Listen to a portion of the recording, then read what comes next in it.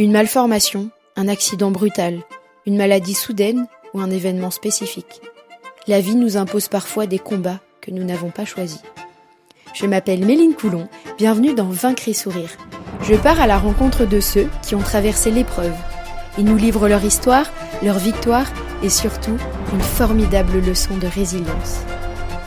Comme ce podcast aborde des récits de vie intenses et sans filtre, si tu as une sensibilité particulière, je t'invite vivement à consulter la description pour connaître les thèmes précis pendant l'écoute.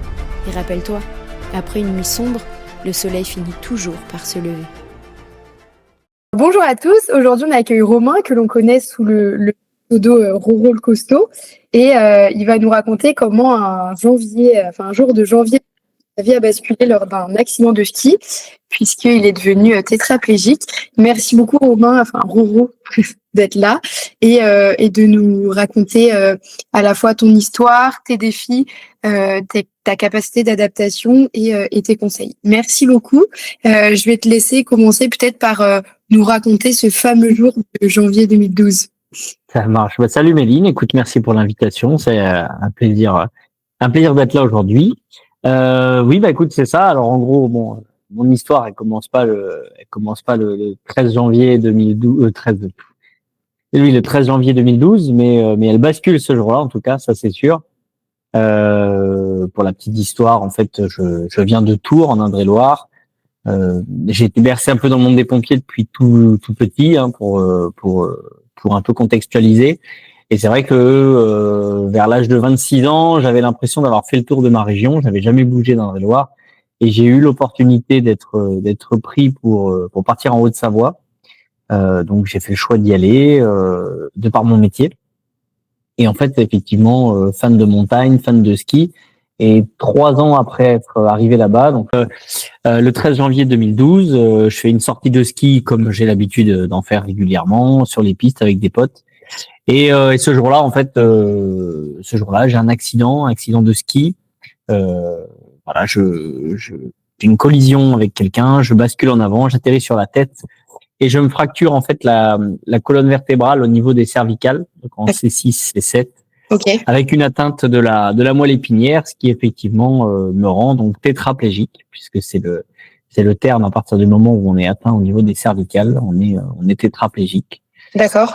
Voilà comment tout commence. En gros, l'histoire de Roro le costaud, quoi. Ok, et du coup, c'est ta moelle épinière, elle est écrasée. Enfin, comment? Au départ, en fait, c'est compliqué de le savoir puisqu'il y a un hématome. Et l'hématome, en fait, finalement, lorsqu'on fait les examens, cache complètement la moelle épinière. Donc, on ne sait pas. Au départ, c'est le suspense. On ne sait pas si elle est sectionnée, on ne sait pas si elle est juste compressée. Et en fait, petit à petit, l'hématome va se résorber. Donc, on va pouvoir voir ce qu'il en est. Donc, ma moelle épinière, elle n'est pas sectionnée. Néanmoins, elle a tellement été compressée. Donc, déjà, il y a une partie qui est sectionnée quand même. Elle n'est pas sectionnée complètement. Sauf qu'en fait, la partie qui reste, elle est nécrosée. À force d'avoir été compressée, elle est nécrosée. Donc, c'est comme si elle était coupée. Sauf qu'effectivement, il y a encore un petit lien qui se fait, quoi. Voilà. D'accord. Ok. Donc, du coup, cet accident arrive, t'es pris en charge par les pompiers sur les pistes. Comment ça se passe après ta chute? Alors, en fait, moi, j'ai un trou noir complet de l'accident. Je me souviens de rien. Je me souviens un petit peu de ce qui se passe avant. Mais j'ai un trou noir, donc effectivement, je me souviens, mon premier souvenir, c'est entendre les patins du brancard qui rentre dans l'hélicoptère. Il y a un hélico qui vient, mais c'est un hélico privé, parce que à l'époque, les pompiers, ils peuvent pas voler avec les conditions météo. Et du coup, ce sont des pilotes, enfin, c'est une société privée qui vient me prendre en charge, qui m'emmène sur un premier hôpital, parce que encore, je te dis, les conditions font que on peut pas aller jusqu'à un hôpital plus loin pour m'opérer direct. Donc, je fais un premier passage à Sallanches en Haute-Savoie et de Sallanches, je suis transporté vers Grenoble où je serai opéré. Voilà. Mais c'est vrai que j'ai juste des bribes en fait. Je me souviens vraiment de ça, de rentrer dans l'hélicoptère et après j'ai un souvenir de voir les fameux carreaux au plafond qui défilent dans les couloirs, là, tu vois, comme dans les films. Ouais, comme dans les films. J'ai cette vision-là et après j'ai la vision de me réveiller en réanimation où j'entends plein de bruit, où il y a plein de monde autour qui gravite. Mais c'est ça, et en fait, c'est des souvenirs sur peut-être 1 ou 2 jours, je saurais pas le définir, en fait. D'accord. Et du coup, le fait que tu dis que le reste de ta moelle épinière est nécrosé, c'est le fait qu'ils aient dû attendre vraiment que ton hématome se résorbe, ou c'est aussi le fait que tu aies dû changer d'hôpital, qu'ils aient mis un peu plus de temps à t'opérer? Non, c'est le fait que de toute façon, on sait réparer la colonne vertébrale, c'est ce qui a été fait. On m'a opéré très rapidement pas pour faire le lien en fait entre les cervicales fracturées. Par contre, la moelle épinière, de toute façon, aujourd'hui, on ne sait pas la réparer. Donc, dans tous les cas, on est tributaire de l'attente. On ne sait pas ce qu'il en est. Voilà. Donc, juste le fait d'attendre que l'hématome se résorbe, parce que de toute façon, on peut rien faire contre, hein, on n'a pas le choix. Mais j'ai envie de te dire, si quand ça s'est résorbé, la moelle épinière, il y avait encore des connexions, il y aurait peut-être eu ce qu'on appelle une tétraplégie incomplète. Ça veut dire que tu as des messages nerveux qui passent encore. Donc, par exemple, tu as des gens en fauteuil roulant qui sont tétraplégiques, qui arrivent encore à bouger un pied, par exemple. Voilà, ça D'accord. ne pas d'être debout, mais ils arrivent à bouger un pied. Voilà. Et puis, tu as aussi des tétraplégies incomplètes, comme grand corps malade, qui lui permettent d'être debout.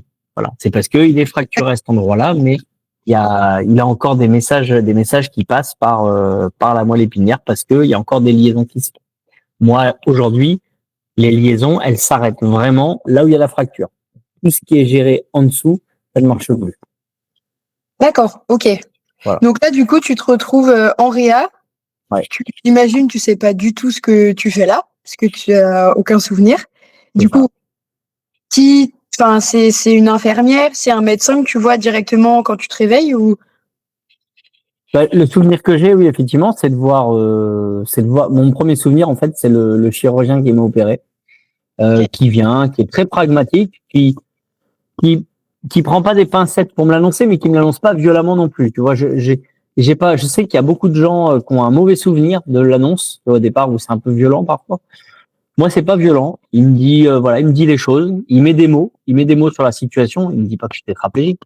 Il me dit juste, voilà, il y a une atteinte de la moelle épinière. Aujourd'hui, on peut pas vous dire si votre situation elle va changer, si votre état actuel il va changer. Voilà, vous êtes comme ça aujourd'hui. Demain, je peux pas vous le dire.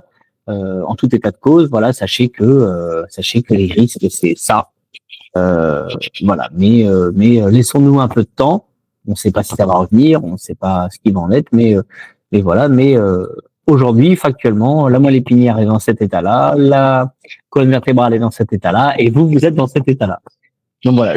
Moi, en tout cas, j'ai pas un très bon souvenir, mais j'ai un souvenir pas négatif de ce moment-là, dans le sens où je l'ai pas vécu comme une annonce brutale, violente Oui. de sa part. Non, ça a été très bien fait. Je sais qu'il y a des gens qui sont des très très bons chirurgiens, qui sont des très mauvais psychologues. Là, ça a été. Ok, et du coup, toi, quand on t'annonce ça, c'est quoi ta réaction? Ma réaction, en fait, c'est un peu de m'aligner sur sa façon de me le dire, c'est-à-dire d'être pragmatique, moi aussi, de me dire bon bah voilà, hein, écoute, la situation, elle est celle qu'elle est, elle est telle qu'elle est. Je vais pas, on va pas s'inventer des miracles. Aujourd'hui, lui il m'expliquait ce qu'il en est. Donc aujourd'hui, bah voilà, je sais que je suis paralysé pour l'instant. Peut-être que ça va revenir. En attendant, va falloir se battre. Voilà, j'ai pas le choix. J'ai pas le choix. Je suis dans cette situation. Faut se battre. Je sais que j'ai des belles échéances qui arrivent pour moi puisque à l'époque, quand on me l'annonce, je sais que je vais être papa. Voilà, j'ai appris quelques semaines auparavant que j'allais être papa. Donc voilà, donc j'ai en plus cet objectif de me dire bon voilà, ton enfant elle va naître, que tu sois en fauteuil ou pas, elle s'en fout complètement. Ce qu'elle veut, c'est avoir un papa qui soit là. Donc ça me fait un premier objectif de me dire faut que je sois sorti de l'hôpital, faut que je sois sorti de toute cette galère pour être là à l'accouchement. Donc ça me fait une première source de motivation. Et puis j'ai aussi tout cet entourage, tous ces gens qui sont autour de moi et qui viennent et qui savent pas trop réagir, ils me connaissent d'avant, ils savent que je suis quelqu'un de dynamique, euh, quelqu'un qui s'arrête jamais. Donc là ils disent merde, le pauvre il est paralysé dans son lit, il peut pas bouger, comment il va réagir? Et moi j'ai envie de leur dire voilà, j'ai envie de leur montrer, vous inquiétez pas. Certes la situation elle est très compliquée, c'est sûr que ça va me changer, mais j'ai envie de m'en sortir et voilà, et j'ai la chance d'être vivant. Parce que je suis assez loin d'y rester. Donc, je suis vivant et il faut qu'on se focalise là-dessus. Je suis vivant, j'ai la chance d'être en vie. Donc, peu importe ce que l'avenir me réserve, j'en sais rien encore, mais on va essayer de tout faire pour récupérer un maximum de facultés. Qu'est-ce qu'on attend des gens, de nos proches, quand on est dans cette situation? Est-ce qu'on attend justement qu'ils nous soutiennent, qu'ils nous disent ça va aller, on est là, ou on a aussi besoin de temps, que les gens ils nous laissent un peu digérer? Il n'y a pas une recette miracle, il n'y a pas une ligne conductrice pour tout le monde. On est tous différents en fait face à ces moments-là, face à l'adversité. On réagit pas tous pareil. Il y a des phases qui existent, qui sont notées par tous ceux qui étudient ce genre de situation. Et vraiment, on a tous une manière différente de réagir. Moi, j'ai eu cette réaction dès le départ de me dire, allez, je me booste, je veux m'en sortir. Il y a des gens qui passent d'abord par des phases de dépression, par des phases de colère et autres, avant l'acceptation. Et je pense que l'entourage, faut être à l'écoute. C'est-à-dire, faut être à l'écoute de ce que veut la personne. Effectivement, hein, si la personne elle est dans cette phase où elle est pas bien, ou elle a pas tout de suite envie de rebondir, faut être là, l'accompagner, il faut être là pour la soutenir. Mais effectivement, pas vouloir tout de suite la sortir de cette période, parce que c'est une période qu'elle va devoir traverser. Maintenant, lui donner pas lui donner des conseils sur ce qu'elle peut faire, mais voilà, tiens, regarde, on connaît des gens qui existent. Je sais que maintenant, tu vois, dans les centres de rééducation ou autres, ou à l'hôpital, je sais qu'il y a des gens qui parlent, par exemple, de ma situation ou des situations d'autres personnes qu'on peut retrouver sur les réseaux sociaux, qui sont passés par là et qui aujourd'hui ont une vie entre guillemets normale, tu vois. Et ça permet un petit peu de se projeter, même si au départ, ça peut être un peu rapide, brutal. Donc voilà, moi, c'est vraiment ce que je dis aux gens. Je dis, accompagnez la personne, soyez là à ses côtés. Maintenant, faut pas la forcer à lui dire, tiens, regarde, lui, il a fait comme ça, fais exactement pareil. Non, c'est pas possible. C'est trop simple, sinon ça serait génial. C'est vraiment lui dire, voilà, regarde, éventuellement, tu sais que ça, il y a des gens qui sont dans ta situation et regarde aujourd'hui comment ils vivent. Donc c'est possible. Ne pense pas que ta vie est foutue, loin de là. Voilà. Et par contre, on va avancer étape par étape parce que le chemin vers l'acceptation, il est long parfois. Pour tout le monde, il est long. La vraie acceptation, elle est longue. C'est pas du jour au lendemain.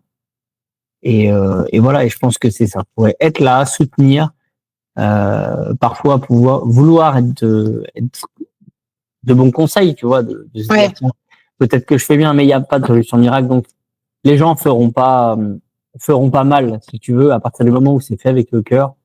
Il faut beaucoup communiquer aussi, peut-être savoir ce que attend, ses besoins. Ouais, c'est ça. Et vraiment être à l'écoute de ce que dit la personne, parce que même si elle a des appels à l'aide à passer, elle le fera indirectement peut-être, mais il faut savoir lire entre les lignes, j'ai envie de dire à ce moment-là, parce qu'on n'a pas toujours aussi pas facile aussi d'avoir de vouloir se livrer, tu vois, dans ces moments-là, de dire qu'on a besoin des autres. Faut savoir, voilà, lire entre les lignes. Mais voilà, c'est vrai que être là quand la personne a besoin, et puis aussi savoir prendre un peu de recul. Si elle dit qu'elle a envie d'être toute seule, et que faut pas le prendre voilà, faut pas le prendre personnellement. C'est que parfois on a besoin d'être seul là face à nos problèmes et parce que des fois nos problèmes ils sont compliqués à partager aussi. Oui. Est-ce qu'il y a peut-être aussi un mélange de culpabilité de faire vivre ça à nos proches avec l'inquiétude, et du coup on n'ose pas trop parler de ce qui va pas parce qu'on rajoute un peu de l'inquiétude? Ouais, c'est ça. Moi, c'est ce que j'ai connu au départ, tu vois, c'est de cacher un petit peu la réalité de ce que je vivais, parce que j'avais pas envie de rajouter de la charge mentale à ma famille qui traversait déjà un moment compliqué, tu vois, notamment ma compagne de l'époque qui était enceinte. Tu vois, une période de vie où normalement tu dois vivre sereinement, être heureuse pour t'épanouir avec ton bébé. Et moi, à ce moment-là, je lui fais vivre un des pires moments, une des pires situations, tu vois. Et ça, je m'en voulais énormément. Donc c'est vrai que j'avais pas envie de rajouter de la charge mentale et physique à cette période-là. Donc c'est vrai que voilà, j'essayais un peu de me reposer sur d'autres personnes qui ont parce que c'est vrai que dans ces moments-là, tu vois, comme ça s'est passé pour moi, tout est focalisé en fait sur toi. En fait, t'es le centre de l'attention. Parce qu'à ce moment-là, t'as ta famille, t'as ton entourage, qui souffrent aussi, qui sont dans cette galère, qui vont être dans cette galère avec toi dans le futur. Et j'ai envie de dire que ces périodes-là, enfin, ces personnes-là, faut pas les oublier dans cette période. Ouais. Parce que eux aussi ont besoin de soutien, même si, à part pudeur, et parfois pour se dire, bah, justement, attends, ok, moi, je vis des moments compliqués, mais je suis pas dans son lit d'hôpital. Certes, c'est vrai, mais tu fais partie de l'entourage et toi aussi, tu es impacté. Voilà. Oui, tu vis le moment aussi de ton côté, d'une certaine façon. Bien sûr. Ok. Et tu disais que du coup, tu étais paralysé, donc plus rien ne fonctionnait, tu pouvais plus bouger tes mains, plus... Alors, je n'étais pas paralysé complètement, mais j'avais les jambes. À l'époque, je me souviens, alors, j'arrive un peu à bouger les bras, mais c'est très compliqué. Là, il manque de la force. Puis en plus, bah, tu fais rien au début, hein, t'es alité. Hein, donc, en 3 semaines, alors je faisais beaucoup de sport avant. En 3 semaines, j'ai perdu 10 ou 12 kilos, je crois. Tu vois, donc tu deviens squelettique. Hein, enfin, ouais, si tu deviens squelettique par rapport à ce que j'ai pu connaître avant. Ouais, tu t'en rends pas compte, t'es allongé. Donc, et c'est vrai que oui, j'avais du mal à bouger les bras. Maintenant, il y a ce qui est apparent et puis il y a aussi l'intérieur. Tu vois, je ressens bien. Et puis au début, on se remuscle pas les bras, hein, forcément dans les premiers temps. Le plus important, c'est le vital. Donc, les poumons, hein, pour commencer, hein, parce que aujourd'hui j'ai que la moitié de ma capacité pulmonaire. Donc, dans les premiers moments, le plus important, c'est déjà remuscler ça parce que c'est bête, mais dans ton lit, quand t'arrives plus à expectorer, quand t'arrives plus à tousser, bah, tu peux t'étouffer juste parce que t'es enrhumé et que t'arrives plus à respirer correctement. Donc ça, dans ces moments-là, faut travailler ça d'abord. Ouais.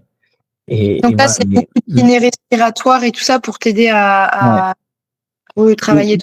Kiné respi, des mouvements, tu vois, des mouvements avec un kiné qui vient aussi quand même pour te faire retravailler un peu la force, tu vois, il vient te forcer un peu juste en te faisant une opposition sur les bras pour remuscler tranquillement, mais tu vois, dans le lit, on n'est pas aux haltères, quoi. On a des élastiques, on fait vraiment du basique très simple, du petit renforcement musculaire que tout le monde pourrait faire chez soi, tu vois, vraiment en faisant de l'opposition et autres, mais on commence tranquillement. Voilà. Ok. Donc du coup, après, donc là, à l'hôpital, avant d'aller dans un centre de rééducation, j'imagine que tu récupères au niveau des poumons. Enfin, l'aspect vital est à peu près ok. Et après, tu vas en centre de rééducation.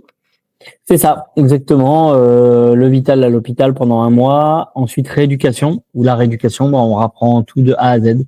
Donc pour moi c'est Disneyland, hein, parce que ça y est, je sais que je vais commencer à pouvoir être un peu plus souvent en fauteuil, je vais sortir de mon lit, je vais pouvoir faire des activités en dehors de ma chambre, voilà, même si ça on y va crescendo, mais voilà, mais c'est vrai que pour moi commence vraiment la nouvelle vie à ce moment-là, parce que effectivement à l'hôpital, à pas sortir je sors très rarement de mon lit en fait. Ouais. Là c'est vraiment une nouvelle vie qui commence et elle commence en rééducation. Ok. Le centre de rééducation est loin de chez toi ou? Bah quand même, ouais, j'ai un bon 45-50 minutes de route. Donc, je dirais que c'est éloigné de chez moi. Les visites, il y a des gens qui viennent tous les jours. Hein. Bah, ma compagne à l'époque essaie de venir tous les jours, enfin plus ou moins, parce que en plus il y a une période où elle en arrête le travail, puis il y a une période où elle prend le travail aussi. Ouais. Donc oui, je suis loin. Maintenant, je dirais que j'ai beaucoup d'amis. Je me suis fait beaucoup de relations, et puis j'ai des gens qui viennent me voir et que je connais très peu finalement, mais qui viennent quand même me voir tous les jours. J'ai des visites, c'est incroyable. Ils font un planning. En fait, mes potes organisent un planning pour avoir du monde tous les jours et pas avoir trop de monde tous les jours quand même, justement. Donc ouais, c'est cool. J'ai beaucoup de soutien à ce moment-là parce que je suis loin de ma famille. Hein. Là où je suis en Haute-Savoie, j'ai pas de famille, je connais personne, sauf de la famille par alliance, on va dire, mais éloignée, qui sont d'un soutien incroyable. Mais c'est vrai j'ai pas ma famille proche, quoi. Et est-ce que ça aide justement parce que je pense qu'il y a une phase un peu de deuil de la personne qu'on était avant. Est-ce que tu as accepté de se dire les gens ils sont là encore auprès de moi, finalement en fait je n'ai pas vraiment changé quoi. Ouais, complètement. Et énormément que ça aide. Ça aide d'avoir de la visite, d'avoir du soutien, d'avoir des gens qui viennent te voir. Alors c'est pas toujours facile pour la première fois les gens de venir parce que t'es gêné. Tu vois, je me mets à la place des gens et moi ça m'est arrivé aussi d'aller voir des gens à l'hôpital qui traversent une période compliquée, même si c'est un peu moins grave que ce que j'ai pu avoir. Mais on est tous pareils quand on va voir quelqu'un à l'hôpital, on est gêné. On est gêné par rapport à ce qu'elle vit. on essaye d'être là, de vouloir, tu vois, apporter de la bonne humeur, envie de déconner et tout, mais bon, tu sais pas comment est la personne pour la première fois. Une fois que t'es venu une première fois, que t'as vu que la personne elle va bien, elle déconne, tu te dis bon ça y est, j'ai envie de revenir parce que je sais que voilà, elle a envie de s'en sortir. Elle m'a exprimé que c'était galère, mais je vois je vois dans quelle optique elle est, tu vois. Ouais. Et ça change beaucoup de choses. Ouais. Et donc à l'inverse, la personne qui vit l'événement, elle aussi, elle doit beaucoup communiquer. C'est pas forcément les autres qui doivent demander, mais la personne, elle doit aussi beaucoup communiquer pour exprimer comment elle est, comment elle se sent, comment elle avance et tout ça, quoi. C'est aussi primordial pour les autres. Ouais, alors c'est important, mais encore une fois, si t'es quelqu'un d'introverti qui communiquait peu avant, tu resteras la même personne. Moi, j'ai un très bon pote qui a eu pas la même chose que moi, il est pété plus bas, mais à qui c'est arrivé quelqu'un qui parle pas beaucoup, qui s'exprime pas beaucoup. Maintenant, bah lui, il a eu, je pense qu'il a eu une communication différente, tu vois, avec les gens, peut-être par les regards, peut-être par les intentions, mais voilà, c'est pas quelqu'un qui parle beaucoup et il s'est pas spécialement exprimé de la même façon, mais voilà, il a su faire comprendre aux autres ce qu'il ressentait. Mais Ouais. c'est vrai que oui, dans toutes les situations, la communication c'est important. Mais c'est vrai que tu as des gens où malheureusement, si c'est pas leur credo, s'ils sont pas comme ça, c'est pas évident de changer, et encore plus dans cette situation-là. Ouais. Qu'est-ce que tu as pu apprendre du coup au centre de rééducation? Alors déjà toute la partie physique, hein, c'est-à-dire réapprendre à vivre, hein, j'appelle ça une renaissance, hein, parce que c'est une renaissance, on redevient un bébé, tu vois, on sait plus faire pipi, on sait plus avoir des besoins naturels, on sait plus s'habiller tout seul, comment on fait pour manger quand on a les mains qu'on peut plus bouger, comment on se lave les dents, comment on se rase, etc. Tout ça c'est le b.a-ba. Donc tu réapprends vraiment le b.a-ba de A à Z. Tu réapprends à,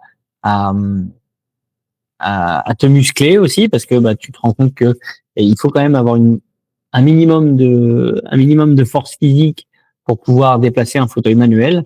Voilà, et puis c'est pareil, réapprendre à gérer ce nouvel engin qui seront tes jambes dans le futur. Ouais. Et à apprendre en fait à aimer ce fauteuil parce que là où les gens de l'extérieur, et moi le premier avant de me retrouver dans cette situation, voient la paralysie quand ils voient un fauteuil, moi je vois la liberté parce que quand j'ai pas mon fauteuil roulant, je suis pour le coup vraiment handicapé, je peux pas bouger. Mon fauteuil, c'est ma liberté. Moi aujourd'hui, il me permet de me déplacer, il me permet de faire plein de choses. Et si je l'avais pas, je serais bien dans la merde. Ouais. Ok. Voilà, donc On peut le voir comme ça. C'est vrai qu'on n'a pas du tout cet aspect. Bien sûr. Mais et je sais parce que j'ai été par là aussi jusqu'à 26 ans avant d'avoir l'accident. Pour moi le fauteuil roulant, c'était inconcevable de me retrouver un jour en fauteuil roulant parce que je me voyais pas vivre comme ça. Et aujourd'hui, je vis comme ça et je suis très heureux d'avoir ce fauteuil. Voilà, enfin très heureux. Je suis très heureux d'avoir ce fauteuil dans ma situation. On comprend. Ok, tu vas réapprendre des choses qui étaient un peu impossibles. C'est pas. Alors, je t'avoue, c'est pas trop au centre de rééducation.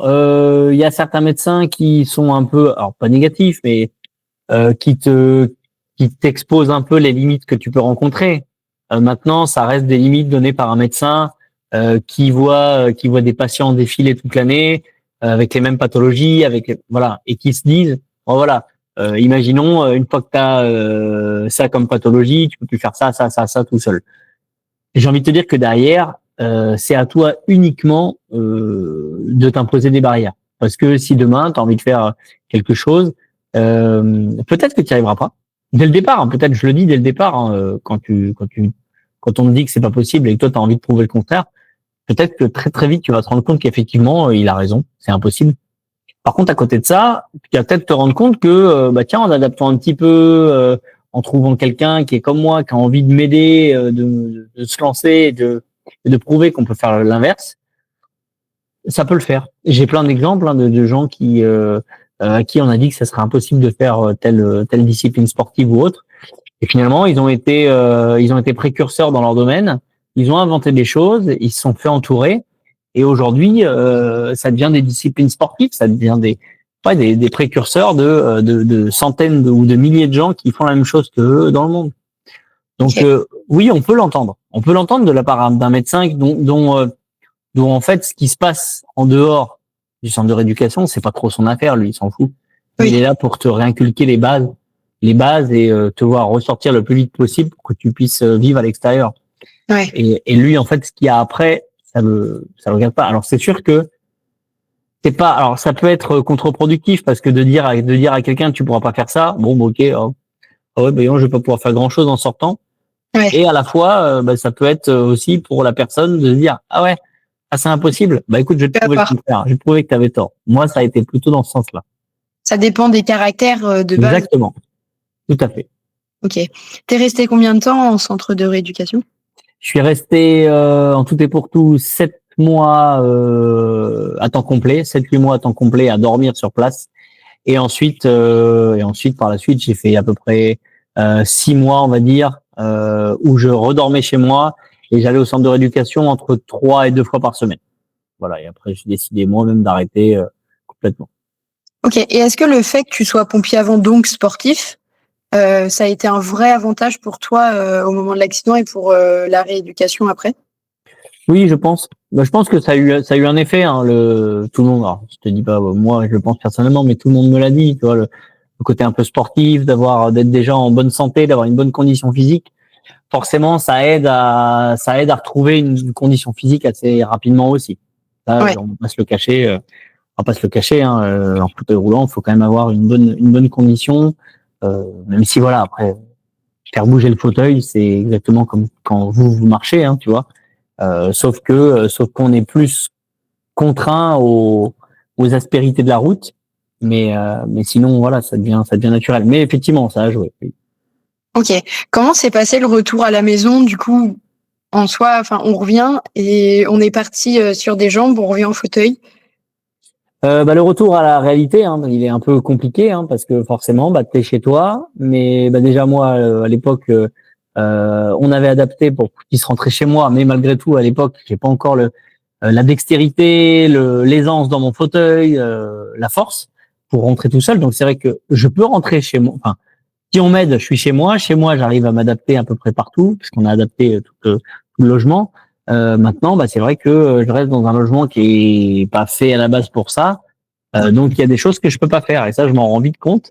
Et je me rends compte surtout que la vraie rééducation, elle va commencer à la maison. Voilà, clairement. Ouais, des choses de la vie quotidienne que tu vas devoir réapprendre. Réapprendre, se réadapter en fonction du fauteuil, effectivement. C'est à ce moment-là où je me rends compte que va falloir recommencer ce que j'ai fait en centre de rééducation, mais cette fois-ci en me disant, t'es tout seul chez toi, où il y a quelqu'un, mais la plupart du temps en journée, je suis tout seul. Voilà, faut se débrouiller sans avoir une sonnette rouge où tu peux appuyer, avoir quelqu'un qui vient t'aider. Est-ce qu'on a l'impression que on recommence encore? Enfin, il y a cette idée de je viens de sortir de là, je viens d'apprendre, et là je rentre à la maison, il faut que je recommence à réapprendre ce que j'ai pu. Est-ce t'as eu des moments où t'étais, enfin, j'ai l'impression que j'avance pas autant. Ouais, non, alors je le prends plus comme une continuité, tu vois, c'est pas de me dire, tu vois, j'ai évolué, hop, ça, je retourne à zéro. C'est pas Ok. j'ai évolué, non. C'est vraiment on a évolué, on a un palier, on réévolue, hop, on peut reconnaître des paliers, puis les paliers peuvent durer des années, puis après tiens, on apprend encore des choses. Voilà, comme je l'ai dit, c'est vraiment étape par étape. C'est pas une ligne droite, la rééducation et le retour à la vie normale. C'est vraiment, voilà, c'est des étapes. Il y a des moments où on va connaître des super moments où ça va bien, et après vraiment les moments où ça stagne, tu vois, où on n'apprend pas plus. Voilà, dans ces moments-là, dans la tête des gens, faut pas se dire, tiens, je redescends dans ma courbe de progression. Non, pas du tout. Tu restes au même niveau. Voilà. Et après, oui, tu reprogresses.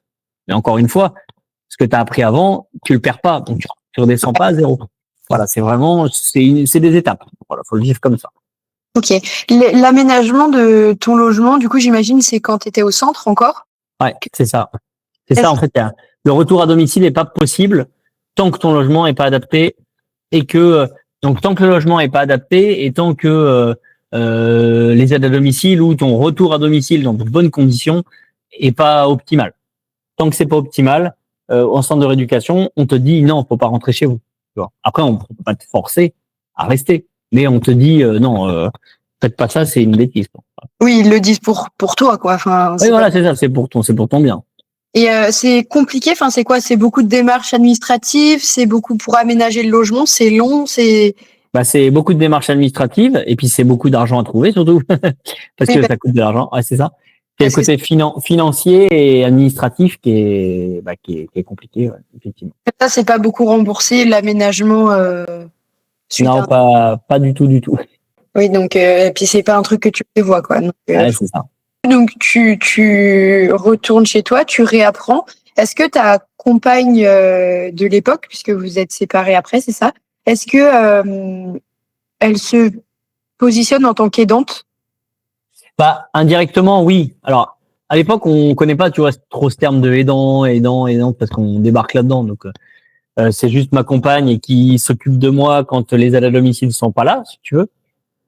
Maintenant, on se rend compte qu'effectivement, c'est une grosse charge de travail en plus pour elle, parce que bah bon, même si j'essaie de m'occuper au maximum de ma fille, tout ça, mais c'est vrai que bah, je suis pas encore très à l'aise pour la maison, pour le ménage, pour tout ça. J'essaye d'apprendre et d'apporter ma pierre à l'édifice du foyer, mais c'est pas évident. Donc c'est vrai que ça lui rajoute en plus cette charge-là, par exemple le soir peut-être de m'aider à me coucher. Donc c'est vrai qu'on se dit qu'il faut qu'on arrive à séparer un peu ce côté je suis la compagne et je suis l'aide. En tout cas, nous, ça a été notre situation. Il y a des gens qui le vivent très bien comme ça. Nous, on a décidé de faire comme ça. Et si tu veux, ça a été aussi un peu salvateur pour le couple parce que le problème, c'est que quand la personne est en permanence focalisée sur toi, elle s'occupe de toi et elle centre d'intérêt, le problème, c'est qu'elle va s'oublier elle-même. Ouais. Ouais, au bout d'un moment, elle prend plus soin d'elle et c'est pas bon pour elle et c'est pas bon pour le couple non plus finalement. Oui, déjà de base, quand il y a un nouveau-né, c'est pas facile de trouver la bonne Ouais. façon, mais effectivement, ça rajoute un aspect. Ok, du coup là, c'est quoi? Ça veut dire qu'il y a des aides à domicile qui sont venues. Qu'est-ce que vous avez mis en place du coup pour elle la décharger? Voilà, on a remis. Alors j'avais déjà des aides le matin, on a remis des aides le soir. On a remis les aides le soir, en fait, si tu veux. C'est surtout ça. C'était là où c'est un peu compliqué. Maintenant, moi, c'est bien parce que ça m'a forcé à essayer de me débrouiller et de trouver des solutions pour pouvoir me coucher tout seul, parce que les aides à domicile venaient très tôt. Donc, si tu veux, moi, c'était compliqué de me coucher avant ma fille qui a même pas un an. Ouais. Ça m'emmerdait clairement. Donc très clairement, ça m'embêtait grave, franchement. Ok. Et qu'est-ce que tu conseillerais à une femme ou un mari dans cette situation? C'est-à-dire que directement, toi, tu dirais, faut pas trop se poser la question, faut vraiment se faire aider par d'autres personnes et pas prendre ce rôle-là. En fait, le problème, c'est que chaque couple va être différent, chaque situation va être différente. Je connais des couples où la personne est aidante, tu vois, aidante dans le couple. Elle le vit très bien. Le problème, c'est qu'aujourd'hui, la situation d'aidant est pas super bien reconnue en France, pour être honnête. Donc, ça reste compliqué. Ça reste très compliqué.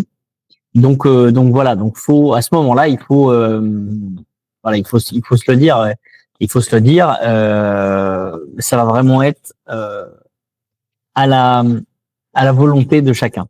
Oui. Je te dis, il y en a qui vont vivre très bien et voilà, c'est un peu ça Ouais. Faut savoir c'est un peu ça le dilemme. C'est que là, je peux vraiment pas avoir une parole pour tout le monde parce qu'il y a des gens peut-être qui vont très bien vivre. Hein. La personne, elle va très bien vivre de s'occuper en permanence de son mari ou d'autres. Voilà, je connais des gens qui vivent en famille, en fait, si tu veux, des adultes, hein, mais ils sont avec leur femme et ils ont peut-être les parents qui sont là au quotidien aussi pour aider. Donc ça fait 3 personnes qui peuvent aider. Je connais un couple où la femme, elle s'occupe de son compagnon à temps plein, mais je sais que parfois ça lui fait une très grosse charge de travail. Enfin, entre guillemets de travail. Elle le dit, hein, c'est un choix assumé, mais mine de rien, ça fait beaucoup de boulot quand même. Je peux le comprendre. Voilà, on peut le comprendre tout à fait. Ok. Tout à fait. Mais vraiment, et moi, oui, j'ai préféré séparer ce volet-là, même si effectivement, quand je suis en dehors de mon domicile, à l'heure actuelle, c'est ma compagne qui s'occupe de moi, parce que c'est plus facile que de toujours trouver quelqu'un sur place, trouver une infirmière et autres. Et ben dans ces moments-là, dès que je me déplace de mon domicile, oui, c'est ma compagne qui s'occupe de moi, c'est vrai. Parce qu'aujourd'hui, tu as besoin d'aide pour quoi dans ton quotidien? J'ai besoin juste le matin en fait pour la toilette et m'habiller. Parce que j'arrive pas à m'habiller tout seul. Ok. Donc je préfère avoir quelqu'un qui vient le matin. Ça me prend à peu près entre les deux personnes qui viennent, l'infirmière et à domicile, 1 heure et demie. Mais voilà, mais ça me permet d'être tranquille après toute la journée. Voilà. Et au niveau médical, aujourd'hui, est-ce qu'il faut que tu retournes encore faire des tests, faire des examens, Non? Non, pas spécialement. J'ai pas spécialement de suivi spécifique, même si oui, de temps en temps, pour des situations un peu particulières, j'ai besoin. Ça c'est clair, mais pas voilà, pas outre mesure. Voilà, tu vois, pas plus que ça. Comment on accepte la nouvelle personne que l'on devient? Alors, moi j'ai envie de dire la première chose, et c'est ce que je répète en permanence à tout le monde, parce que tout le monde se pose la question, c'est qu'on n'a pas le choix. Ok. Et à partir du moment où tu n'as pas le choix, c'est comme ça. Donc, il y a deux solutions. Soit tu peux nier le problème, tu peux essayer de repousser cette acceptation. Et ça prend du temps. Attention, je dis pas que ça se fait automatiquement, mais dans le sens où tu ne l'acceptes pas, tu vas continuer à vivre dans le passé en te disant je peux plus faire ça, ça me manque, je peux plus non plus faire ces activités. Maintenant, je vais difficile de faire ça.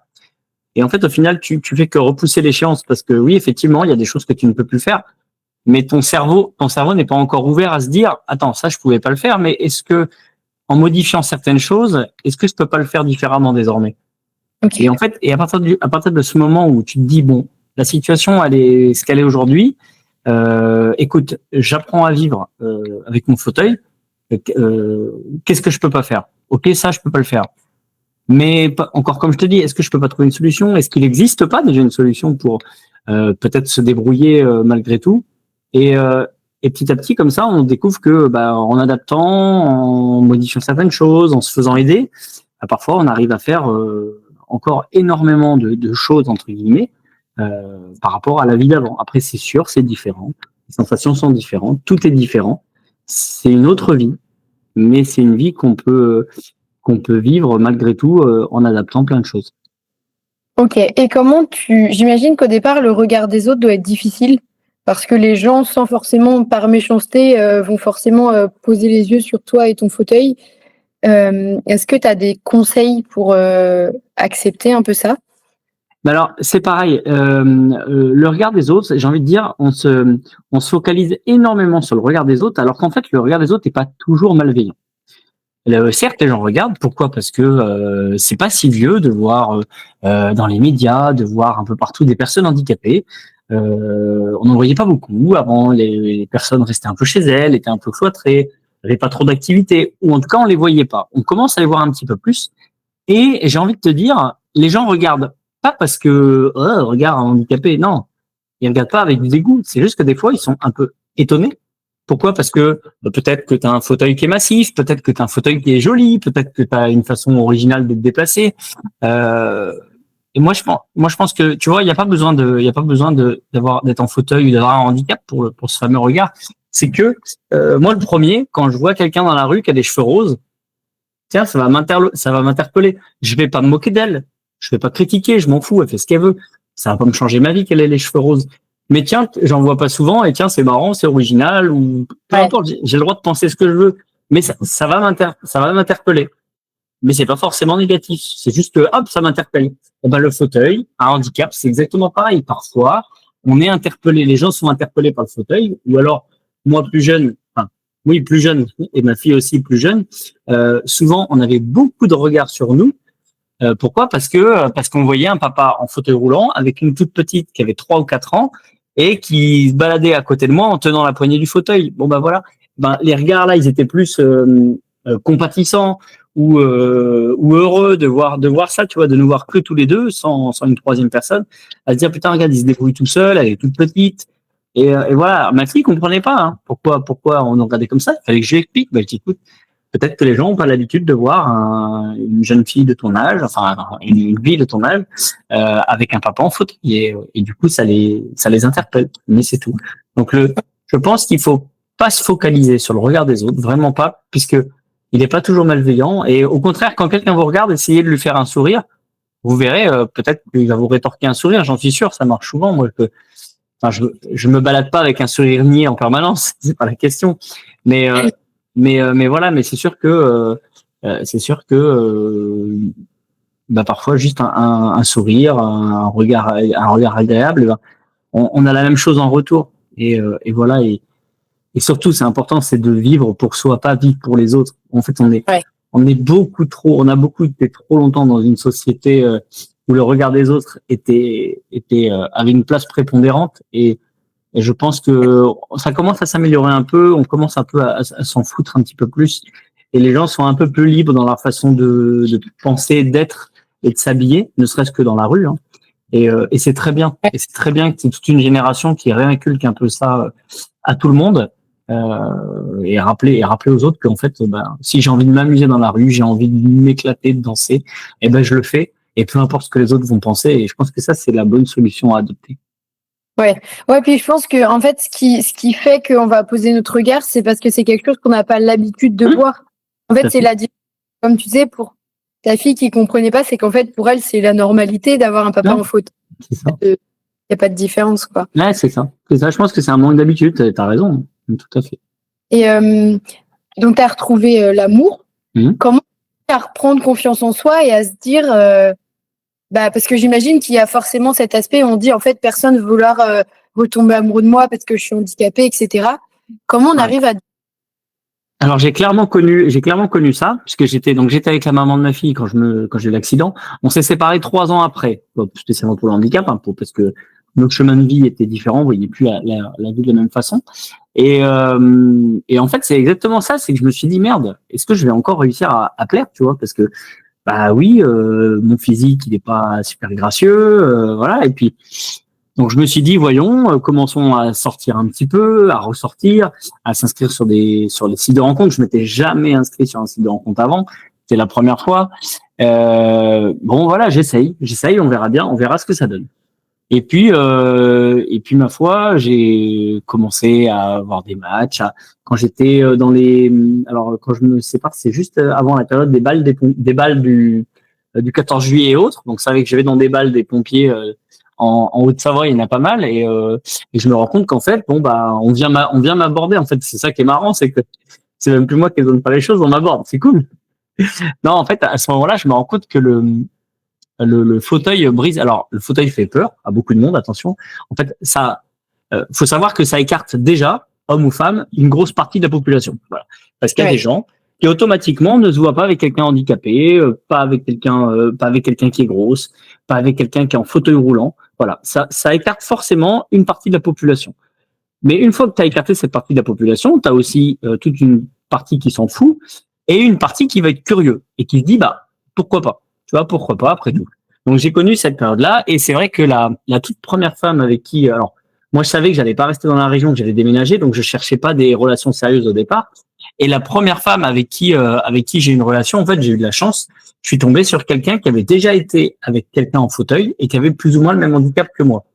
D'accord. Donc, c'est vrai que ce soit niveau intime ou quoi, elle m'a vachement rassuré. Elle m'a vachement, à ce moment-là, elle m'a accompagné, elle m'a rassuré. Et après, voilà, après j'ai eu d'autres relations après elle et dans le passé. Et voilà, en fait, c'est juste que au bout d'un moment, je me suis rendu compte d'une chose, c'est que comme je le dis souvent, en fait, faut tirer parti, faut tirer avantage de sa différence. Ouais. Et je me suis toujours dit, tu vois, dans une soirée, quand par exemple, dans les balles, quand il y a 100, tu vois, t'as une fille qui est là. Il y a 100 personnes. Il y a 100 hommes qui sont là, 100 hommes et femmes. Et qui elle va remarquer? Elle va remarquer le plus petit, elle va remarquer le plus grand, le plus costaud, etc. Et elle va remarquer forcément celui qui est en fauteuil roulant. Et donc, je me suis dit, écoute, tant qu'à faire, faut cultiver ce truc de, tu te différencies des autres. Et voilà. Et en fait, effectivement, c'est comme ça que j'ai fait, que j'ai toujours fait. Que j'ai toujours assumé en fait mon handicap dès le départ et voilà, j'ai jamais rien caché. Après, effectivement, le handicap, il y a autre chose, c'est que ça brise tout de suite le tabou. C'est qu'en fait, dans les discussions, quand tu vas avoir des discussions avec quelqu'un, c'est que forcément, parfois on n'y va pas par 4 chemins. C'est pas des questions bateau comme d'habitude. On arrive très souvent à est-ce que ça marche en bas assez rapidement. Et ça, Et ça, c'est un truc de malade. Voilà. Mais et alors après, je t'avoue aussi, je rajoute juste ça. Après, j'ai fini.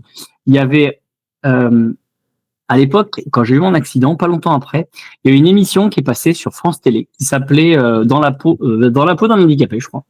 Ok. Et en fait, c'était par thème. Il y avait des thèmes, tu vois, il y avait le thème le sport, le travail, justement l'amour, la sexualité, et je sais plus ce que c'était, l'autre les transports en commun peut-être. Et en fait, c'était des personnes lambda qui se mettaient en fauteuil roulant, accompagnées par une personne qui elle était déjà en fauteuil roulant. D'accord. Et à l'époque, bah, tu vois, justement, moi, je découvre cette émission, je regarde un peu tout, et je tombe sur une émission où il y a Michael Jérémias qui va avec un mec qui se met dans un fauteuil en boîte de nuit. Et en fait, le mec hallucine parce qu'il est en boîte de nuit et en fait, il arrête pas de se faire accoster. En fait, il hallucine parce qu'il dit, mais attends, mais d'habitude, j'ai l'habitude d'aller en boîte de nuit à Paris et c'est la première fois que je me fais autant aborder. Enfin, je me fais jamais aborder d'ailleurs, c'est moi qui aborde. Et là, il dit, je me suis jamais fait autant aborder. Donc, tu vois, alors par contre, effectivement, encore une fois, il y a cette question qui arrivait très rapidement. Mais en fait, voilà, il y a ce petit côté, voilà, il y a des gens curieux, que ce soit un homme ou une femme. Après, je pense, et ça c'est ma façon de penser, je pense que les femmes sont beaucoup plus ouvertes à rencontrer une personne en situation de handicap que les hommes. Voilà, ça après c'est ma façon de penser. Je pense que c'est le cas. Les femmes ont plus d'intelligence là-dessus que nous les hommes. Ouais, on a peut-être plus de sensibilité à aller s'accrocher à ce que la personne en fait, mentalement et sentimentalement plus que l'enveloppe physique, quoi. Ouais, je pense très sincèrement qu'il y a vraiment ce côté-là. Il y a vraiment ce côté-là et bon alors après, encore une fois, comme je te disais, hein, c'est vraiment ça fait le tri tout de suite. Hein. Dès que tu annonces que tu es handicapé, ça fait le tri. Et là, par contre, pour le coup, je pense qu'il n'y a pas plus de pincettes chez un homme que chez une femme. Hein. Au fait, je t'ai pas dit, je suis en fauteuil roulant. Bon, ah bon, d'accord, ok. Mais voilà, mais au moins ça fait le tri dès le départ, c'est rapide. Ça, je le sais. Mais voilà. Mais comme tu disais, je reste convaincu que les femmes sont plus ouvertes sur le sujet que les hommes. Ok, et tu disais les gens sont curieux. Est-ce que toi, ça te pose problème, par exemple, que quelqu'un vienne te voir et te demande qu'est-ce qui t'est arrivé? Alors, pas du tout, tu vois. Mais justement, alors, je trouve ça très bien que tu poses la question. C'est qu'en fait, moi, ça m'a jamais dérangé, tu vois.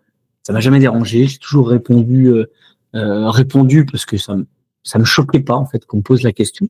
Surtout qu'on me la pose pas comme ça de but en blanc. Hein. Bonjour, qu'est-ce qui vous est arrivé? Tu vois pas. Non, il y a toujours un petit peu d'échange avant. Mais moi, personnellement, ça me dérange pas. Et en plus, tu vois, dernièrement, les 3 dernières personnes qui m'ont posé la question, mais en me disant également si ça te dérange pas d'en parler. Et ça, tu vois, c'est quelque chose que j'avais pas eu l'habitude d'entendre. Avant, on me pose la question, mais là, vraiment, avec des gens qui te demandent, qui te disent, bah tiens, est-ce que ça te dérange de me répondre? Si ça te dérange pas, je trouve ça super cool, tu vois, d'avoir cette, parce qu'effectivement, c'est une question intime, et effectivement, c'est une question intime. Chez certaines personnes, si c'est frais, ça peut remuer des mauvais souvenirs, ça peut être compliqué à en parler. Donc, je trouve que quand la question est posée comme ça, effectivement, de cette manière-là, je trouve ça très bien. Voilà. Ok, oui, ça te dérange pas du tout, bien au contraire. Non, après, moi, je suis quelqu'un de curieux aussi, donc je vais pas leur en vouloir. Ok. Du coup, avant, tu étais pompier, c'est ça? Ouais, tout à fait. Aujourd'hui, tu peux retravailler? Tout à fait. En fait, j'ai eu la chance, je suis resté dans mon domaine. Je t'avoue que je me voyais pas faire autre chose. J'y ai pensé au tout début, j'y ai pensé à faire autre chose, mais il fallait reprendre des études, partir sur 5 ans. Quand tu as été dans la vie active et que du jour au lendemain, alors que tu as une vie de famille, te dire faut que je reparte 5 années en études, donc je ne touche plus de salaire, ça va être très compliqué. Moi, je me voyais pas refaire ça. Donc effectivement, non, je suis resté dans mon domaine. J'ai eu la chance qu'on me garde dans mon domaine. Et, j'étais très content. Au début, alors dans un bureau, quand j'étais en Haute-Savoie, dans un bureau, dans un service prévision, ça s'appelle, et où j'ai fait du dessin informatique en lien avec le métier, hein, bien sûr. Et puis quand je suis revenu en Indre-et-Loire, on m'a proposé de venir travailler au centre d'appel. Et là, pour moi, c'était génial parce que ça me rapprochait du métier au plus près de l'opérationnel de ce que je peux connaître. Voilà, je me dis qu'en étant en fauteuil roulant, je peux pas être plus près du terrain que comme ça. Donc forcément, j'étais très très content et j'ai accepté immédiatement quand on m'a proposé. Ouais, ok. Et donc, tu es aussi sur les réseaux sociaux, Tout à où fait. tu as beaucoup d'humour et de... L'idée, c'est quoi? C'est de montrer comment on peut vivre avec le handicap et en même temps tout le côté parallèle où, au final, ce qu'on pourrait penser des fois, accès PMR, l'est pas forcément. Enfin, c'est quoi, en fait, l'idée que tu veux véhiculer à travers les réseaux sociaux? En fait, si tu veux, je t'avoue, ça m'est tombé dessus. C'est pas quelque chose que j'ai cherché. Ok, Parce que quand je me mets sur les réseaux, on est 2010, fin 2018, début 2019. Et en fait, moi, l'idée à la base, c'est de faire du sport de haut niveau en athlétisme, en handisport, et de participer aux Jeux paralympiques de Tokyo 2020. d'accord. Moi, à la base, l'idée, c'est ça. Sauf que je peux m'entraîner autant que je veux, il me faut du matériel. J'ai un fauteuil de prêt à l'époque, mais le fauteuil de prêt, il est pas à ma taille, c'est un fauteuil de merde, enfin voilà, il y a rien qui va. D'accord. Et du coup, il faut que je me finance ce fauteuil. Sauf que c'est dans le handicap, ça coûte très très cher, il n'y a pas de prise en charge, il n'y a rien. Donc, j'essaye de faire de la recherche de sponsors. Et pour faire connaître mon projet, rien de mieux que, à l'époque, je me dis les réseaux sociaux. Sachant que je connaissais rien, j'étais que sur Facebook à l'époque, et c'est tout. Et puis bah, du coup, voilà, je décide de m'y mettre. Je commence à parler de mes entraînements, je commence à oui, faire un peu de conneries parce que bah on rigole du handicap entre nous, et moi je suis avec une section handisport avec des jeunes qui ont plein de handicaps différents, mais qui ont également de l'humour, et c'est vrai que du coup on déconne pas mal là-dessus. Et en fait, bah, le monde commence à arriver petit à petit. J'ai de plus en plus d'abonnés, euh, j'ai de plus en plus de monde, et les gens en fait sont là, s'éclatent à nous regarder rire du handicap, de dire ah, ça fait du bien un peu de voir des sourires, de se dire qu'on peut en rire, etc. Ça, c'est la première chose. Et la deuxième, surtout, on me dit oui, mais attends, Romain, mais tu fais tes entraînements, etc. C'est cool. Mais comment tu t'occupes de ta fille? Comment tu fais pour le travail? Comment tu conduis, etc., etc. Et à ce moment-là, je me dis ah, il y a quelque chose à faire, parce que je me rappelle que moi, quand j'étais en rééducation, à ce moment-là, bah, j'ai regardé un peu sur Internet ce qui se faisait. Et à l'époque, moi, il y avait juste YouTube pour regarder des solutions. Et j'avais pas trouvé grand-chose. Et c'est vrai qu'à l'époque, je m'étais dit, tiens, ça serait cool de faire des vidéos. Mais j'y connais rien, j'avais pas de matériel, j'avais rien. Et là, maintenant, bon, bah, je me dis, j'ai un peu plus de temps. Avec un téléphone, on fait plein de choses maintenant. J'ai pas d'ordinateur, hein, mais c'est pas grave, les montages, je peux les faire. Il y a une application TikTok, c'est hyper facile pour faire les montages. Bon, bah, je vais faire des TikTok, je récupère les vidéos et je les poste ailleurs. Voilà comment Ouais. ça commence, en fait. Et puis, bah là, pouf, ça a explosé, le confinement passe par là. Pareil, pendant le Covid, j'ai eu une ascension sur TikTok, notamment. Ok. TikTok. Et après, voilà, ça a continué d'évoluer petit à petit. Et puis voilà. Puis après, il y a eu d'autres réseaux sociaux qui s'ajoutent, comme YouTube, par exemple. YouTube, je voulais pas au départ parce que pour moi, il fallait avoir un peu plus de matériel pour faire des vidéos de qualité, pour faire du contenu de qualité. Mais c'est vrai que c'était une plateforme qui était très intéressante parce qu'on pouvait parler du sujet du handicap, mais de manière plus longue, et pas à D'accord. faire des vidéos de 1 minute. Alors, à l'époque, c'était même pas 1 minute. En plus, sur Insta et tout, c'était vraiment moins d'une minute, 30 secondes. Et là, je me dis, on va pouvoir bien en parler pendant longtemps. Donc voilà. Et voilà comment c'est arrivé. Donc, effectivement, l'idée de tout ça, en fait, une fois que le projet handisport a disparu, alors il a disparu, il s'est arrêté, c'est tout, hein. Mais, euh, mais en fait, si tu veux, il y avait trois choses. La première, c'était sensibiliser le grand public. Avant de me retrouver en fauteuil, j'y connaissais rien du tout au handicap. Ouais. Mais rien. Mais quand je te dis rien, c'est rien du tout.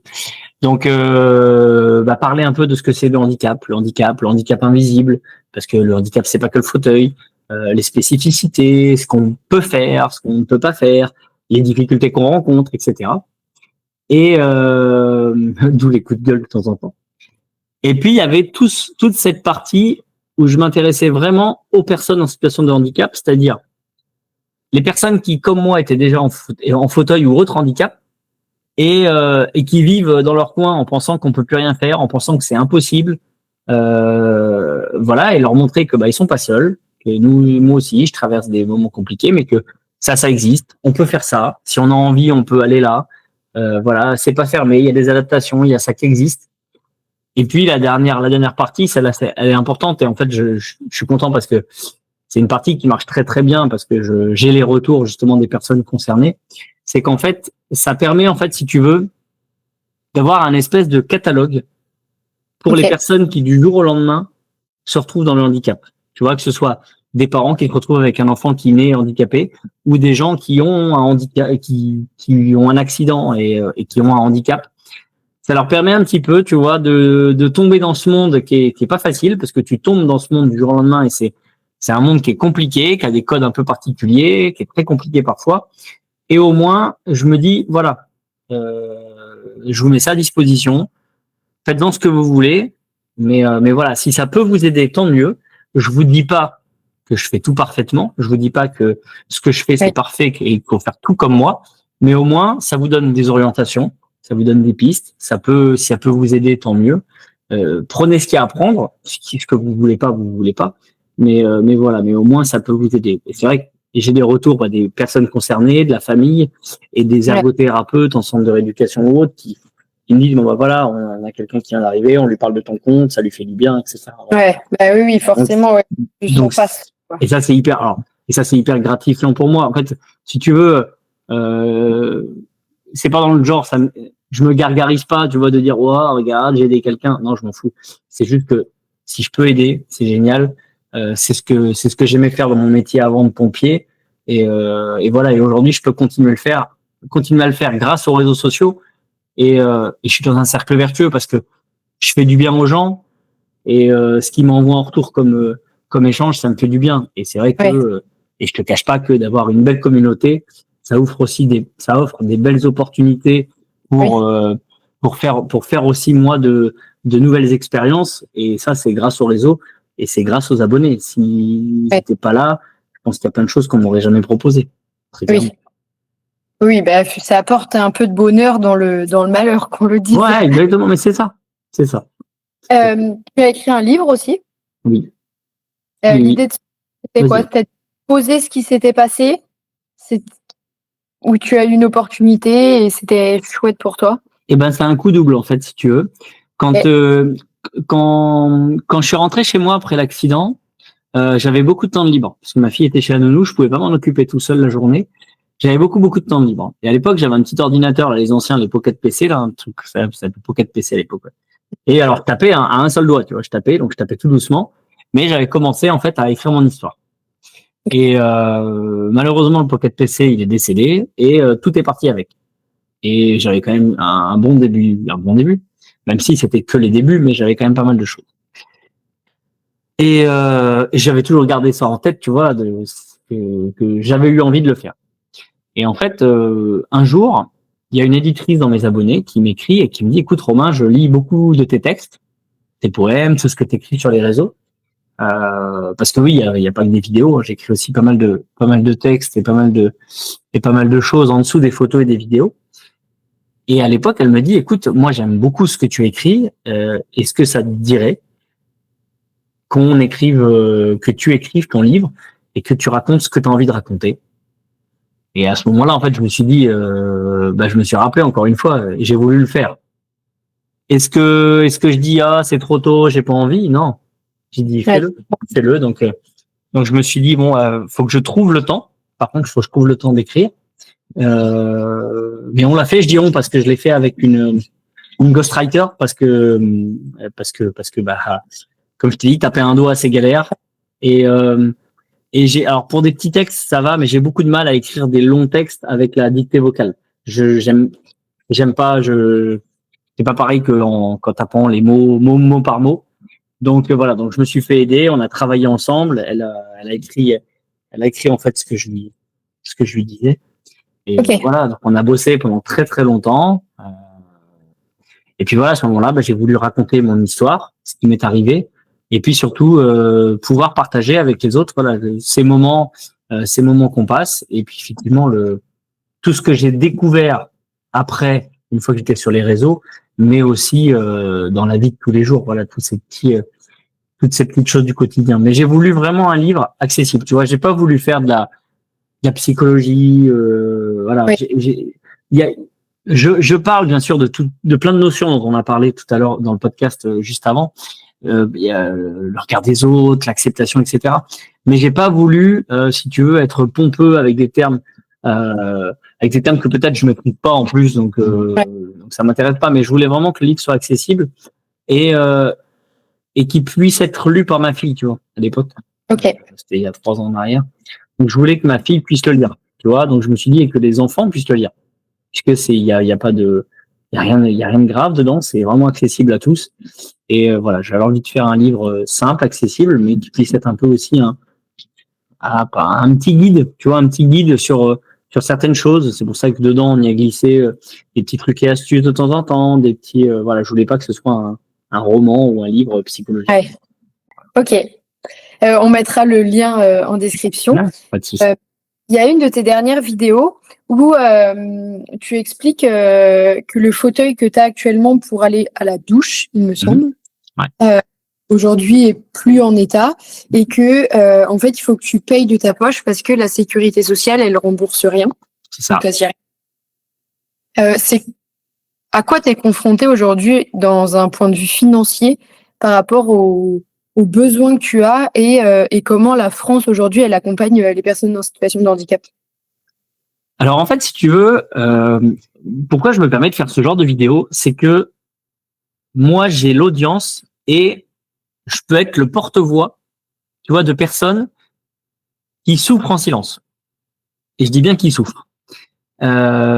Cette opportunité, elle m'a été offerte grâce aux abonnés qui sont là. Et en fait, si tu veux, je me sens. Alors, je suis pas le porte-parole. Je suis un des porte-parole parce qu'il y en a plein. Voilà, il y en a plein. J'ai aucune exclusivité, mais vraiment, ce que je peux faire, je le fais. Et là, en fait, si tu veux, c'était vraiment un coup de gueule, un ras-le-bol, parce que un fauteuil de douche, effectivement, mon ancien que j'avais, le modèle, coûtait à peu près 500 et quelques euros. La sécurité sociale, comme tu l'as dit, rembourse 102 euros. Voilà. Sachant que ce fauteuil, c'est un fauteuil pour aller aux toilettes et pour aller à la douche. Et j'ai pas ce fauteuil, je peux pas me laver et je peux pas aller faire mes besoins. Donc tu vois, il y a quand même, déjà il y a un truc qui va pas. Tu vois. On parle pas d'un fauteuil pour aller faire du sport en montagne. Non, on parle vraiment. Oui, c'est pas confort quoi. Ah non, pas du tout. Là, on parle vraiment c'est du vital. C'est du vital. Et en fait, si tu veux, à l'époque encore, à 500 et quelques euros, entre la sécu, la mutuelle, parce que j'ai une mutuelle, moi, mais il y en a plein qui n'en ont pas, et les financements de la maison départementale des personnes handicapées, la NDPH, j'arrivais à payer mon fauteuil. Mon fauteuil se payait, si tu veux. Après, c'est long, hein, parce que le temps de faire les dossiers, le temps d'avoir les acceptations, faut quand même avancer. Moi, j'ai la possibilité d'avancer, j'ai cette chance de travailler. En plus de travail, j'ai deux boulots, donc j'ai la chance d'avoir les moyens de le faire, si tu veux, d'avancer. Mais c'est pas le cas pour tout le monde. Et là, en fait, si tu veux, ce fauteuil-là en question a été arrêté. Il se fait plus. Et moi, j'ai vraiment besoin de ce modèle-là. J'ai essayé d'autres modèles déjà quand je circule ailleurs, quand je vais ailleurs, et ils me conviennent pas. Et le seul qui existe dans une autre marque, exactement le même, c'est le même, hein, vraiment tout pareil. Et lui, il a 1629. Donc, pourquoi 5 fois plus? J'ai aucune explication. J'aimerais avoir une explication, mais j'en aurai jamais. J'aimerais bien savoir pourquoi. Toujours est-il que le prix du fauteuil, lui, il augmente, mais les ailes, elles restent les mêmes. Ça change pas. Et du coup, oui, on se retrouve avec un restant à charge qui est énorme et qui est pas normal, en fait, là-dessus. Qu'on me dise encore pour du matériel sportif, je peux l'entendre. Oui. Je peux l'entendre. C'est du loisir, je peux l'entendre. Mais ça, pour aller aux toilettes et se laver, non, je peux, en fait, je peux pas accepter ça. Je peux pas accepter ça. Et après, tu vois, c'est pas une. Et bon, là, j'ai vu, c'est la guéguerre dans les commentaires, c'est normal, toujours, c'est toujours la même chose. Oui, mais c'est pas de dire, tu vois, ah bah la Sécu rembourse ça, mais il rembourse pas ça. Je m'en fous, moi. C'est pas moi qui fait les lois. Mais ce que je veux dire, c'est que je trouve pas ça normal que quelqu'un à qui il arrive déjà un truc, enfin, t'as un accident, ça te tombe dessus, t'as le handicap, et en plus t'as cette charge mentale supplémentaire de financer ton matériel, parce que là, on parle du fauteuil de douche, mais je te parle même pas du fauteuil au quotidien. Le fauteuil au quotidien, ça coûte une fortune. c'est une fortune. Et encore une fois, la Sécu, et j'ai envie de te dire, en moyenne par rapport à un fauteuil. Alors après, ok, peut-être que les vendeurs abusent un peu. Ok. Oui, on a créé un business autour de ça, quoi. Voilà, peut-être que ça s'est fait. Mais ça, après, c'est pas à moi de le régler, tu vois le problème. Mais moi, ce que je vois aujourd'hui, c'est que la Sécu, en gros, va prendre un grand maximum 10% d'un fauteuil. Ouais. Et ça veut dire que les autres, enfin, tu fais comment le reste? Tu fais comment? Alors oui, la NDPH t'aide, la mutuelle peut t'aider si tu en as une. Si tu travailles, tu peux aussi avoir une aide. Mais ça reste que ça paye pas le fauteuil entier. Ça paye pas. Ouais. Et quand je vois, tu vois, on a des fiches à remplir, si tu veux, quand on fait une commande de fauteuil avec les tailles et tout ça. Et quand je vois que les roues du fauteuil, les roues arrière, c'est une option, je me dis quand même, mais quand ils ont réfléchi à ça, c'est que là, il y a quand même quelqu'un qui s'est dit, bon alors, on va rembourser tant d'un fauteuil et les roues, c'est en option. Et du coup, un fauteuil sans roue, on fait quoi? Tu vois, c'est des choses aberrantes. Oui, c'est des gens qui maîtrisent pas en fait le sujet qui vont faire ce genre de documents. C'est des gens qui savent pas de quoi ils parlent en fait. Bah, tu te poses la question, surtout, tu te dis, mais j'espère quand même que si, parce que ça fait peur. Mais ça fait peur. Mais bon, j'espère quand même qu'ils sont quand même au courant de tout ça. Mais c'est vrai que oui, c'est désolant. Et aujourd'hui, en France, et moi je le vois, je le véhicule et j'ai les retours là-dessus. La plus grosse discrimination qu'on ait en France, c'est, on peut dire ce qu'on veut, la discrimination assumée en plus, c'est envers les personnes handicapées. Voilà, c'est clair et net, c'est celle-là, parce que tu as l'accessibilité financière, tu as l'accessibilité administrative qui est très très compliquée. Tu vois, enfin, là encore, ça s'est amélioré. Ça, par contre, on a réussi à avancer, mais pendant très très longtemps, tous les 5 ans, faut retourner chez un médecin pour dire que tu es encore handicapé. Enfin, tu vois, quand tu as une lésion qui est irréversible, un handicap qui est irréversible, je veux dire, au bout d'un moment, non. C'est honteux de te faire retourner voir un médecin pour dire que tu es encore handicapé, un autre médecin, parce que c'est pas le même, pour dire que tu peux conduire quand tu as le permis. Parce que ça, tu vois, on n'oblige pas les personnes âgées à passer le permis ou à repasser au moins une visite médicale. Par contre, pour handicapé, c'est tous les 5 ans. Tu vois? Ok. Ça, c'est pareil. Maintenant, ça s'améliore. Mais bon. Okay. Maintenant, il y a plus de date, t'es plus obligé de repérer. Bah, selon ton handicap, selon ton médecin, s'il décide de ne pas te mettre date de fin, ils te laissent rien. Tu vois, je suis en attente là. Je viens de faire renouveler mon permis. Mon médecin, le médecin que je vais voir, c'est pas mon médecin, c'est un médecin spécial, a demandé pas de date de fin pour que je n'ai plus de visite médicale à passer dorénavant. On attend la réponse, mais j'ai toujours pas. D'ailleurs, putain, ça fait longtemps que je l'ai fait En parlant de ça fait très longtemps que on a envoyé le dossier. J'ai pas de réponse. La lenteur administrative que tu parlais.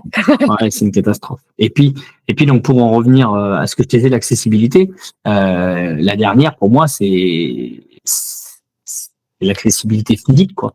C'est qu'il y a beaucoup trop d'endroits pas accessibles. Des endroits, mais même des trucs tout bêtes, des trottoirs. Il y a combien de trottoirs où moi on m'oblige, bah oui, j'ai pas le choix. Je suis obligé d'aller sur la route parce que le trottoir, bah il y a un poteau en plein milieu, tu passes pas. Parce que en face du passage piéton, il n'y a pas de bateau, donc je peux pas descendre. Voilà, et toutes ces choses font que ça, ou d'entrer dans des endroits, enfin, il y a encore trop d'endroits où on peut pas accéder. Ouais. Ils sont pas adaptés. Non, pas adaptés. Et en fait, je me rends compte là, tu vois, d'avoir voyagé un petit peu, de commencer à voyager un petit peu. En fait, je me rends compte que c'est juste parce que c'est pas une volonté en fait. C'est ça qui m'énerve de plus en plus. C'est qu'on va te dire, c'est pas possible, etc. Arrêtez, il y a des pays qui y arrivent. Tiens, j'ai vu encore la semaine dernière, quand on me dit que le métro, on peut pas le rendre accessible parce que c'est trop vieux, etc. Alors, j'étais à Notre-Dame. Même à Notre-Dame, ils arrivent à nous faire des trucs pour qu'on monte les escaliers à Notre-Dame. Notre-Dame, c'est vieux aussi, hein, il me semble. Hein. Ouais. Je suis pas très calé en histoire, mais je pense que Notre-Dame était là avant le métro, hein, normalement. Donc voilà, tu vois, c'est des petites choses, mais en fait, ça remet de l'eau dans le moulin des personnes handicapées qui pensent qu'aujourd'hui on subit une discrimination énorme. Et malheureusement, oui, puis il y a une vidéo où tu es au Japon, il me semble, et où on voit l'escalator qui s'adapte en fauteuil. Ouais. On aurait cette possibilité aujourd'hui de le mettre aussi en place en France. Ouais. Et en fait, si tu veux, c'est la folie parce que tu visites des pays où tu te rends compte que c'est inversé. Toi, tu vas là-bas, quand j'arrive devant cet ascenseur qui est en panne ou devant un escalator où je me dis merde, comment je vais faire pour monter? Mais tu rigoles, eux, ils ont tout prévu. L'ascenseur est en panne, ne vous inquiétez pas. On va pas vous empêcher de monter parce que notre ascenseur est en panne. Notre ascenseur est en panne, il n'y a pas de problème, on trouve une solution. Et la solution, ils te la trouvent et tu as des gens qui sont là. Et t'as pas besoin d'attendre 45 minutes ou 1 heure pour monter. Non, c'est immédiat, tout de suite, on t'emmène. Et voilà. Et tu vois, c'est pareil. Les escalators, quand j'entends, par exemple, le métro pas accessible, on peut pas mettre d'ascenseur, etc. Ok, vous pouvez pas mettre d'ascenseur. Par contre, les escalators, je suis désolé. Là, moi, j'ai vu des escalators au Japon, pareil, où on peut mettre un fauteuil. Donc ça existe. Et ça n'existe pas qu'au Japon. Les escalators, je pense que c'est les mêmes dans le monde, hein, pour tout le monde. Voilà. C'est juste que, au bout d'un moment, faut juste avoir la volonté de le faire. Et pareil, et oui, alors certes, j'imagine, ça a un coût. C'est sûr que ça a un coût. Ça a un coût, mais voilà, mais après, aujourd'hui, ça aide une personne en fauteuil, mais ça aide aussi une maman avec sa poussette, ça aide une personne âgée. Voilà, en fait, c'est ça qu'on se rend pas compte, c'est que l'accessibilité, c'est l'affaire de tous. Ah, c'est clair. Et puis, on n'est pas concerné aujourd'hui, mais on peut parfaitement l'être demain. Tout à fait. Non, mais c'est ça. En fait, c'est ce que j'ai dit dans une dernière vidéo. C'est pareil, j'ai l'impression qu'il faudra qu'on ait un président ou un ministre en fauteuil. Parce qu'on commence, on a des députés. On a un député en fauteuil. Bon, déjà, tu vois, même le député en fauteuil, l'Assemblée nationale, il peut même pas être avec son parti. Il est en bas avec les ministres parce que l'Assemblée n'est pas adaptée. Donc, tu vois déjà, la Maison des Français, l'Assemblée nationale, bon, c'est déjà pas accessible à tous. Donc déjà, partant de là, c'est déjà l'image, le décor est planté, j'ai envie de te dire. Ça envoie pas le bon message, c'est clair. C'est clair, c'est clair. Aujourd'hui, qu'est-ce que t'as apporté ton handicap? Tellement de choses. Aujourd'hui, le handicap. Alors attention, hein, je vais vraiment mettre les choses au clair tout de suite. Le handicap, c'est pas le monde des bisounours. C'est plein de difficultés. C'est des galères au quotidien, très clairement. C'est pas facile tous les jours. Maintenant, ça m'a apporté une façon de voir la vie complètement différente, basée vraiment alors, j'étais déjà un peu sensibilisé à ça avec mon métier, avec les pompiers, etc. Mais vraiment où tu vois le sentiment de le bonheur est vraiment meilleur quand il est partagé. Ça, c'est un truc de malade, c'est fou.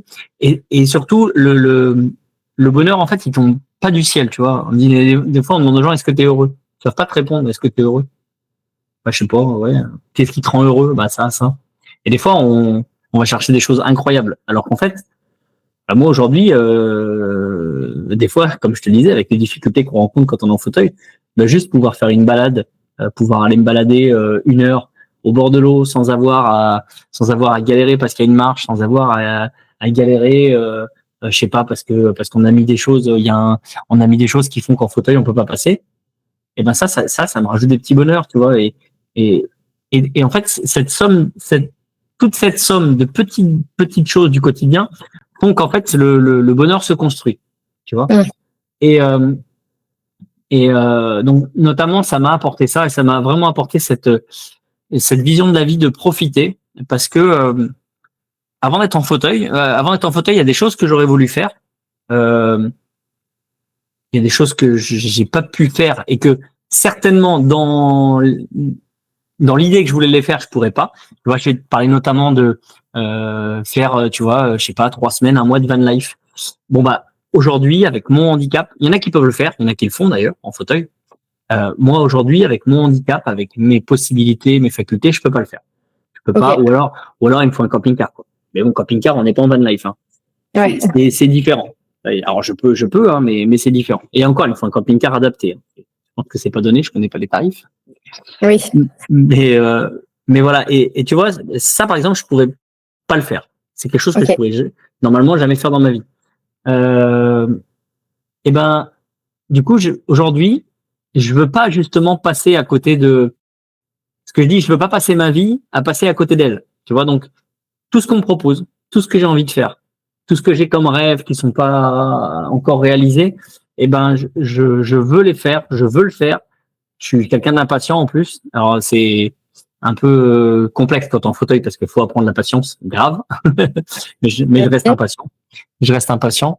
Et du coup, oui, j'ai envie de tout faire. J'ai envie de profiter de chaque instant parce que j'ai bien conscience qu'avec mon handicap euh, et même sans handicap d'ailleurs, la vie elle peut s'arrêter à chaque instant. Et et voilà. Et j'ai envie de me dire, ben, me retourner un jour peut-être, vivre ou mort, j'en sais rien, et de me retourner sur ma vie et de me dire, ah, bon bah écoute, ouais, j'aurais eu une vie bien remplie. J'aurais une vie bien remplie, même si bah ouais, j'en ai passé une grosse partie, bah ça sera sûrement la moitié même, la moitié en fauteuil, mais enfin au moins la moitié j'espère. Oui, je le souhaite.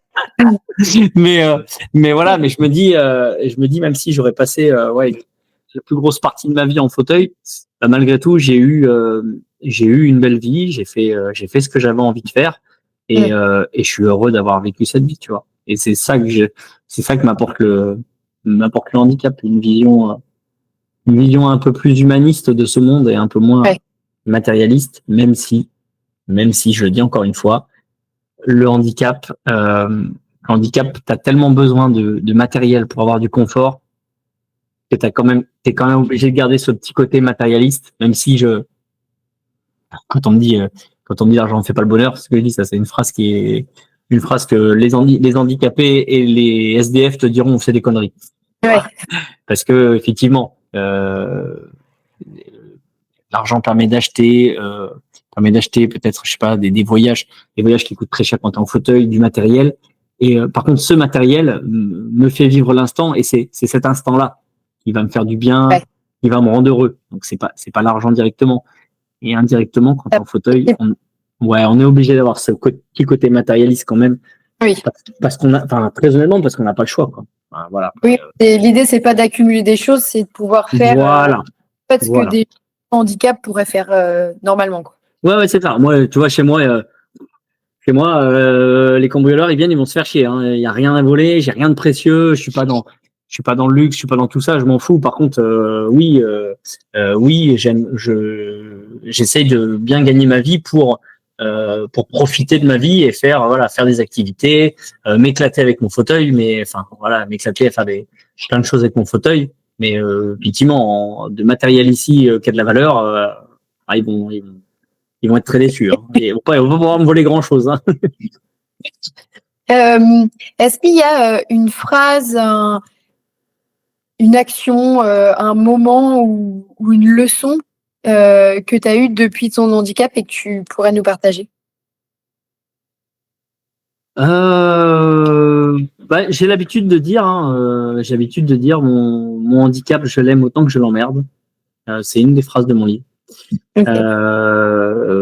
Parce que c'est ma réalité au quotidien. Encore une fois, j'ai des galères. C'est pas toujours facile. C'est des moments très compliqués. Il y a, voilà, c'est sûr que c'est pas de tout repos. Le handicap, néanmoins, le handicap m'a apporté tellement de choses, m'a fait vivre tellement d'expériences qu'en 13 ans de handicap, j'ai vécu beaucoup plus de moments intenses et de moments inoubliables que ma vie d'avant. En fait, ma vie d'avant où j'étais vraiment dans un quotidien, dans un train-train quotidien où attention, je m'éclatais, ma vie était bien. Oui, elle était pas nulle. Elle était pas nulle. Non, ma vie était très bien. Elle était très bien comme elle était. Mais elle était peut-être très cloisonnée. Tu vois, dans certaines activités, dans certaines choses que je faisais, c'était peut-être, j'étais sur un rythme assez redondant. Okay. Voilà. Ce que j'ai pas du tout aujourd'hui. Alors même malgré tout j'ai mon rythme de travail, hein, donc voilà. Mais c'est vrai qu'il y a tellement les semaines se suivent et se ressemblent tellement pas Okay. d'une année à l'autre. J'ai tellement de choses différentes que voilà, clairement, j'arrive plus à m'ennuyer. J'arrive plus à m'ennuyer depuis que je suis en fauteuil, ça c'est clair. Ok. Qu'est-ce que tu pourrais dire à une personne ou à un proche une personne qui vient de devenir handicapée, tétraplégique, ou à une personne qui a un proche qui devient tétraplégique? Ben, moi, je lui dirais, t'es en vie, déjà pour commencer. Ok, t'es tétraplégique, mais t'es un tétraplégique vivant. Et ça, c'est difficile au départ d'en avoir conscience, mais faut pas l'oublier. Et que malgré que le départ va être très compliqué, voilà, très honnêtement, tu vas passer des moments affreux, voilà, faut avoir les mots justes. Il y a des moments où Il y a des moments où tu auras envie de tout lâcher, tout abandonner, mais oublie pas que quand on est au plus bas, parce que quand tu as eu cet accident, tu es au plus bas, oublie pas que tu peux que remonter la pente. Voilà, ça sera peut-être pas en direct, ça sera peut-être des étapes, ça va peut-être se faire tout doucement, mais tu peux que relever la pente et te rendre compte, et j'espère que tu t'en rendras compte. Ou si tu t'en rends pas compte, moi je te le dis, malgré le handicap, il y a encore plein de belles choses qui t'attendent. Tu verras, la vie elle s'arrête pas au handicap, elle continue, elle est juste différente. Mais voilà, moi mon conseil c'est de vivre ta vie avec ton handicap, mais vis-la à fond. Ok, un beau mot pour la fin. Et ben, c'est cool. Merci beaucoup d'avoir raconté ton histoire, tes conseils, c'était chouette. Voilà. Vraiment, merci beaucoup. Et ben, avec plaisir, Méline, c'est cool. Merci beaucoup à toi. Merci d'avoir partagé ce moment fort avec nous. Si tu penses que cette histoire peut aider quelqu'un autour de toi, envoie-lui cet épisode. C'est peut-être le message d'espoir dont cette personne a besoin aujourd'hui. Et pour soutenir le podcast, n'hésite pas à laisser 5 étoiles ou un avis sur la plateforme sur laquelle tu l'écoutes. On se retrouve très vite pour une nouvelle histoire et d'ici là, n'oublie pas, après une nuit sombre, le soleil finit toujours par se lever.